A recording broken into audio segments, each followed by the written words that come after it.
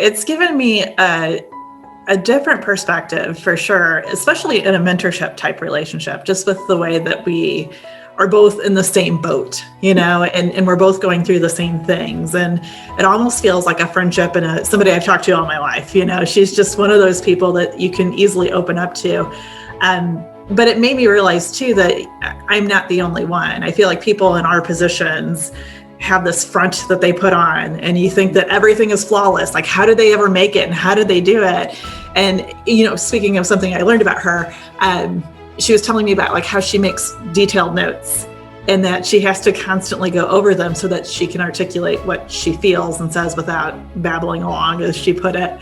And it's funny because I said, you know what, there's a lot of people who do that behind the scenes. I am one of those people who do that behind the scenes. You want to have the outwardly appearance like you're always put together, but really on the inside, we're not. Like, we're all humans, and there's different ways that we approach things.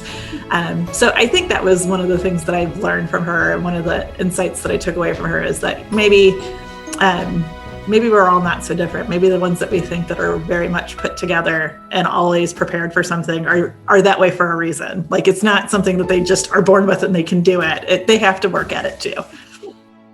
So Jill was talking about some of the people that she works with, and one of the women on her team, and just the way that she talked about handling some things with them made me think about how I handle things.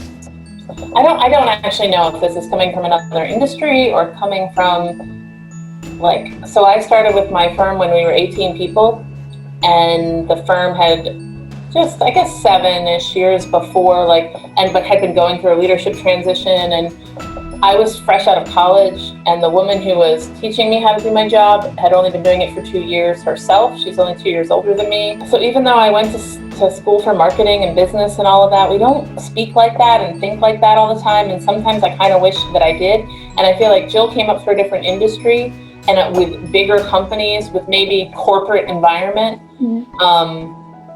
So I noticed that when she was talking, and I liked that. I was like, sometimes I need to stop myself and think about, what are best practices, and what, what industry standards, and what the marketing gurus say. So it was just interesting to hear a little of that in the way she talked about things. I don't know, something that I sometimes want to stop and make myself think about and don't. So. Well, I really appreciate this exercise first, because yesterday when I was filling this out, I actually created a huge laundry list of wins. So it's really nice to be able to have those moments.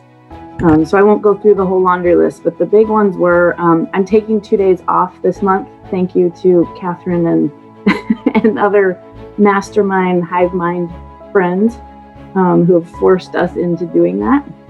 And my other one is that I interviewed for a project as an inclusive play expert in Nevada. So we've never done work out of Alaska before. This is a personal pet project of mine, but we have been able to position our firm for this work, which was really fun and got me outside of my comfort zone for sure. The learning lesson was also, along with that interview, is I've seen another side of being a consultant on a team. I never want to be the weak link. I always want to be the reason that people succeed on a team. And so that was a big learning lesson for me. For this particular team, they had mentioned that our materials were the reason they got shortlisted.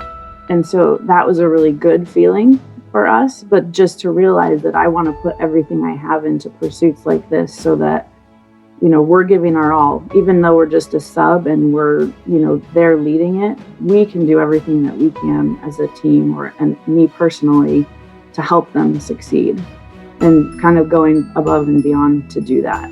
So, but it also was a little bit of a fear factor for me, because now I ended up having to answer most of the questions in the Q&A as the expert, which was really shocking and alarming to me. And so I've had this great fear. We won't know until next week. I've had this great fear that if they lose it is because I didn't answer the questions well enough. There was a lot of lessons packed into that one little thing.